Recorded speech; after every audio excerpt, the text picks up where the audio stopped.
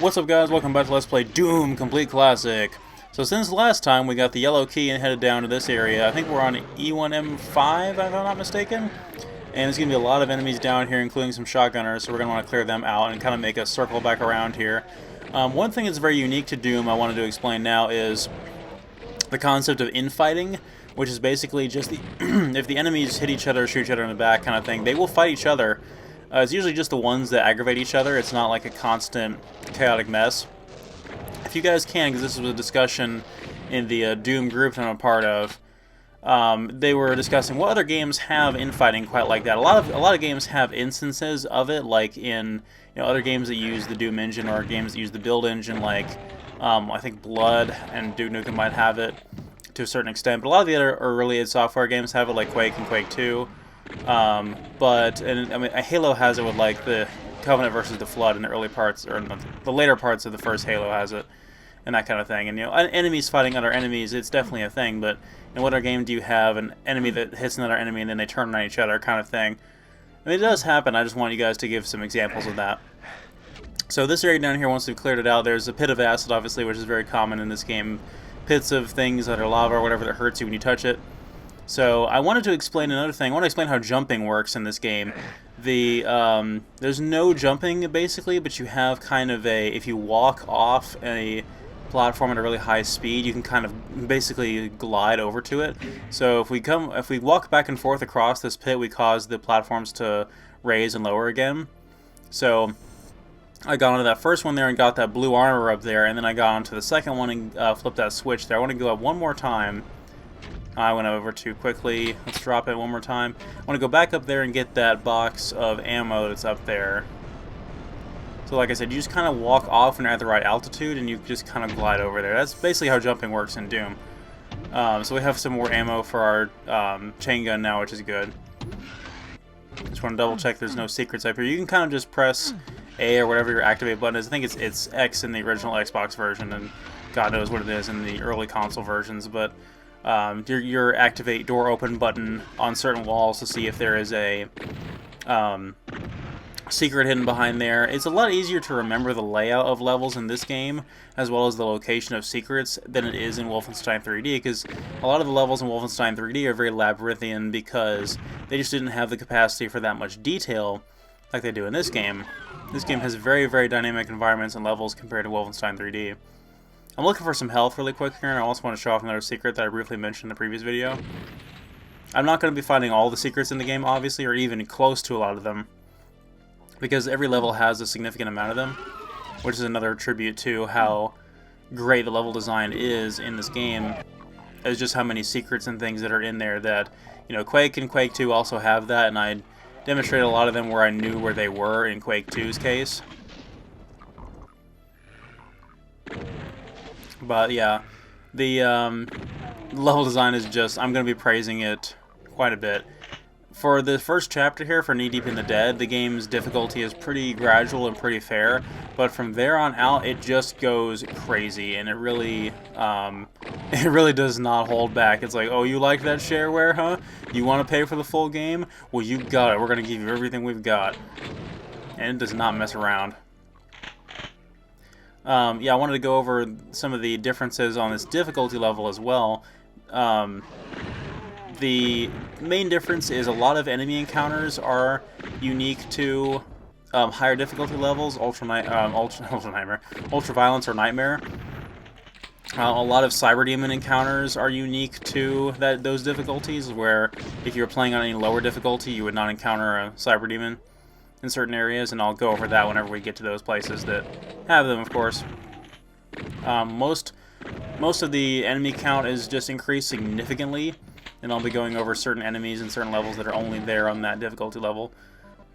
The damage that you take from enemies is also significantly increased. Some enemies have more health. The frequency at which enemies will attack is increased significantly, so imps and Hell Knights and that kind of thing will fire their projectiles faster. The gunners will fire their projectiles faster. So it's just overall a lot more challenging. We got to take our time and be a little bit more patient. But this is still a very fast-paced game. And there's actually, it's worth mentioning on the consoles that there is, and this is true on the PC as well, there actually is a sprint button and I kind of have it held down at all times with the console version because there's really no reason for me to go slow. I mean, I can control it well enough. I really don't have to go slow at all. I can just have it held down and just keep going crazy. This area right here has a sort of flashing strobe effect to indicate low light. There's a power-up that you can pick up for areas like this that is night vision goggles, or, you know, UV goggles or whatever that allows you to see in areas like that. So now we're moving on to... I didn't see what the name of this level is called. Oh well, this is a pretty long level.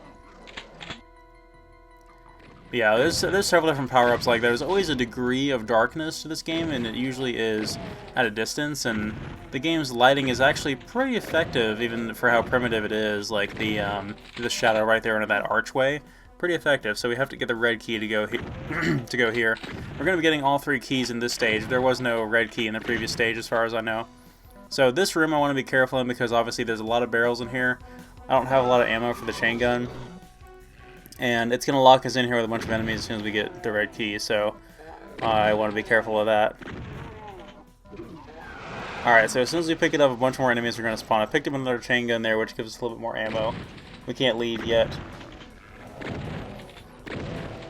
So, if I didn't say so before, we had 50 shotgun shells as well, and that was our max. But, if we find a backpack full of ammo, we can increase our maximum capacity for our ammo to double of that. So I think our maximum chain gun ammo is like 200, and we can increase that to 400 if we have a backpack full of ammo, but we'll get one of those, and I'll explain that again whenever it's relevant. Took me a while to figure out how to do that, but it's definitely one of those things that if you die and you don't have a good save and you just continue to restart the level from the beginning, that's one of those things that's really, really going to hurt you in later levels, and even in Doom 2 as well, is not having that ammo backpack to be able to increase your capacity. And ammo is actually going to be kind of scarce in this run during some early parts, so I'm going to try to... I mean, you can obviously shoot very frivolously, but, you know, ammo is still going to be scarce during certain times. Another pink key that came out of there as soon as we got the blue key. Again, this level perfectly illustrates what I was talking about with the whole, you know, get one key to get the other key to get the third key, and then you leave the level. That's pretty much the same basic formula that the game follows. It's just how it goes about that makes it really interesting. And I know the new Doom is not going to follow that same formula. I know it's probably going to be linear for the most part, but it's still going to have situational things that happen, like pick up this item and this secret door opens that spawns a bunch of enemies or something like that. Or Doom 3 actually did really well in that sense of, you know, walk into this area and this enemy will spawn behind you and that kind of thing. Or this enemy will spawn behind this door. And that was usually for jump scares and that kind of thing. And I still feel like despite the emphasis on horror, that was not a good game design strategy when it came to Doom 3's linearity, was to spawn enemies behind you. And I did complain about it a fair bit. I won't do a Let's Play of Doom 3's entire main campaign, but I did do the Lost Missions on the Xbox 360 if you guys want to check that out. There's a Spectre up there. I'm going to try to get rid of him before we get too close. He's pretty much helpless, and that's one of enemies that don't have ranged attacks in this game are pretty much helpless. Pinkies are only salvaged by the fact that they have a lot of health. So that was the room where we will use the yellow key, but we have to find it first. So this area is basically a labyrinth. It's almost like a little Legend of Zelda dungeon almost when you look at it. But we have to get through there. As you can see, that area is blocked off. We need to find the switch to open it. And some of these puzzles for some of these levels, especially later on in the series and in Doom 2, are very cryptic. Doom 2 was kind of made with veterans of the first game in mind, so its challenge is, you know, just that. Alright, there's the switch. There's also another secret somewhere around here. There's some armor bonuses that are the little green things here. They're pointing in sort of an arrow formation towards this wall. And we can get the mini-map, which there's a mini-map button. I'm trying to figure out which button it is in this version of the game. But it is, because it's different in every version apparently. I'll figure it out eventually. But yeah, you can look at the mini-map at any time during any level, but only the areas that you've been in will be filled in, and you can actually see if there is an openable door behind a wall or something like that. This is a feature that Wolfenstein 3D did not have, and as a result, made Wolfenstein 3D a very confusing and frustrating game to get through. That's why I'm not Let's Playing that. Because even if I played it like 3 times, I'd still just be trying to get through the levels through trial and error because it's basically a maze. If you guys want to see some gameplay of Wolfenstein 3D, just let me know. I'd be happy to record it at least a little bit, especially if I want to do the New Order and some of the other games in the series. Not as big of a Wolfenstein fan as I am a Doom fan, but man, Wolfenstein The New Order was by far my favorite game of the year it came out. Okay, so now we've finally gotten this door over here open, like I said. We can head up here and get the yellow key.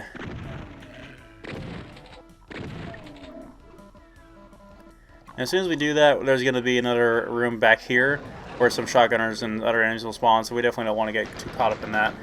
I finally picked up that backpack full of ammo I was talking about, though, too. See, those shotgunners were briefly infighting there, as I was talking about.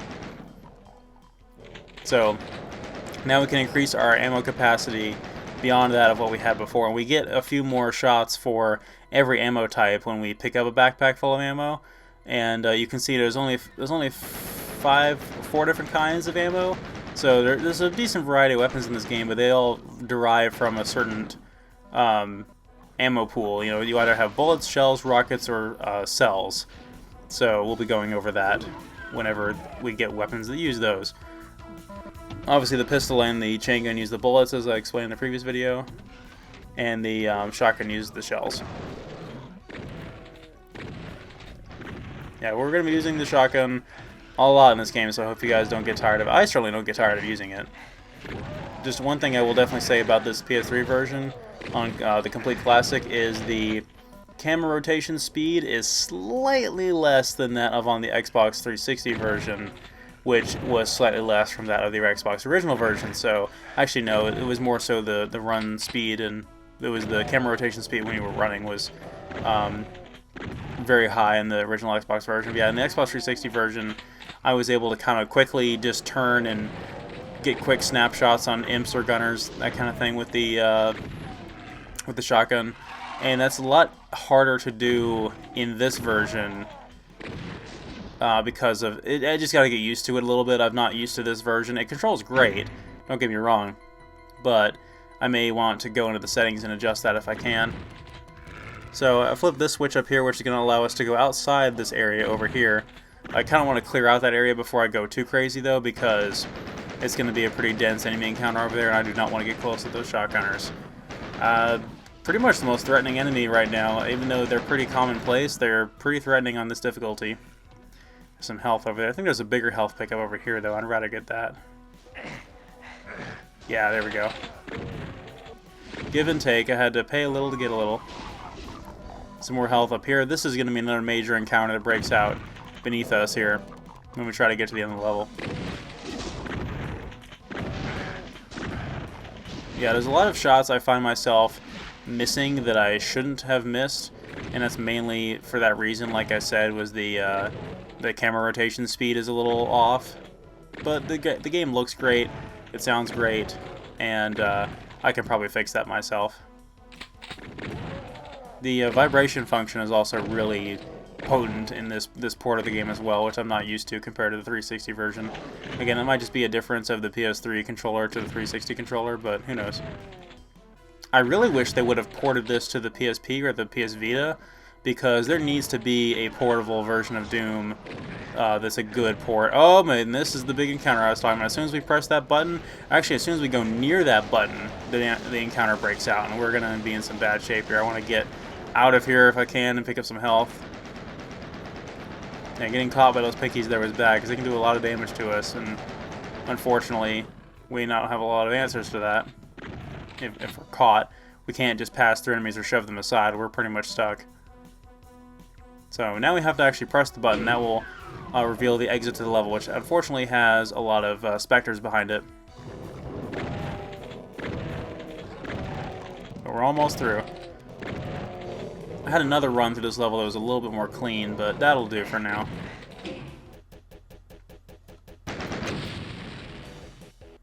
Alright, now heading to the computer station. We're almost done with Knee Deep in the Dead. We just have this stage and then one more stage to go, and we will be done. So there's right away in this stage, there's a Spectre coming at us. I've tried to blow him up with the exploding barrel there, but I did not have good luck with that.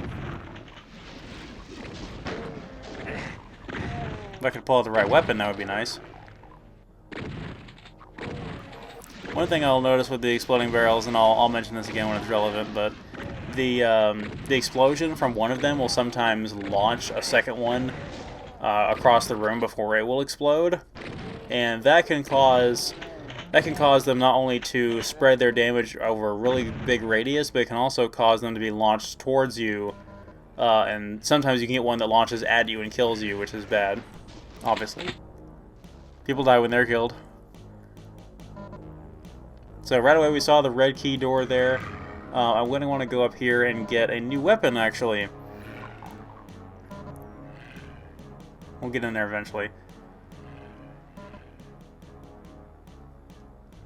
I want to watch the top of my screen in this area because there's a few soldiers as well as some imps up there on the top, and I want to avoid getting hit by them.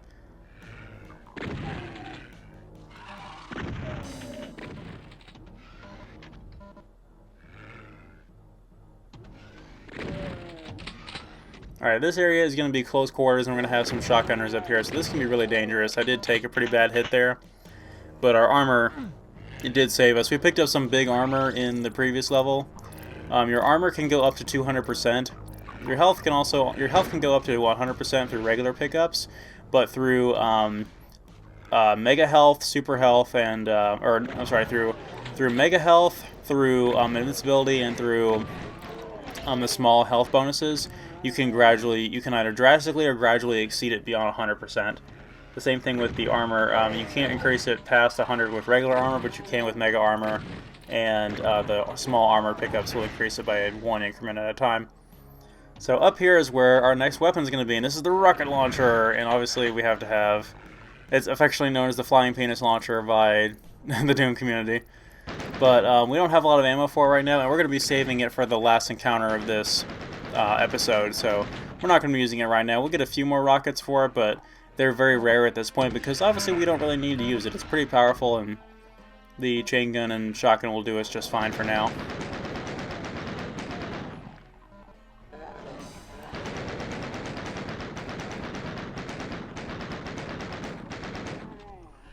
Plenty of shotgun ammo there for us.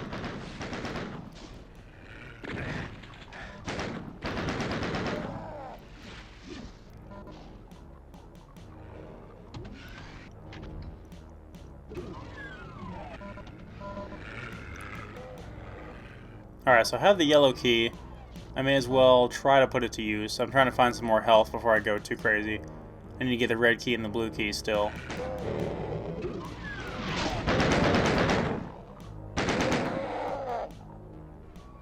There's where the blue key would take us. So we've got to go through each of these two forked areas up here in order to get to what we need to get.